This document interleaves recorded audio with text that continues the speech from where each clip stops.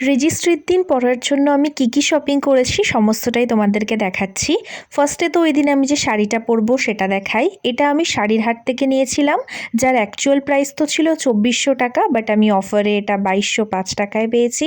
আর এই হলো ব্লাউজটা, যেটা আমি বানিয়ে ফেলেছি, আর পেছনে একটা বো ডিজাইন দিয়েছিলাম।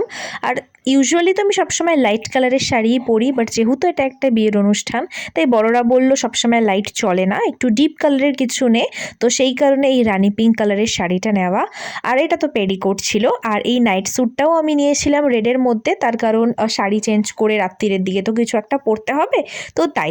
আর আমি না সবসময় হালকা ফুলকা ড্রেস বা হালকা ফুলকা মেকআপই আমি পছন্দ করি, আবড়া জাবড়া আমার পছন্দ না। আমার এত বছর বয়স হয়ে গেছে, আমি এখনও অবধি কোনো দিন মেকআপ আর্টিস্ট দিয়ে সাজাইনি বা পার্লারে গিয়ে সাজিনি। এমনকি আমি আমার রেজিস্ট্রির দিনও নিজেই সাজবো, কারণ আমার মনে হয় না যে আমাকে অত বেশি সাজালে ভালো লাগবে, বা আমি সাজতে পছন্দও করি না। একেবারে বিয়ের দিন আর কি মেকআপ আর্টিস্ট দিয়ে সাজবো আমি। আর এই জুতোটাও নিয়েছিলাম।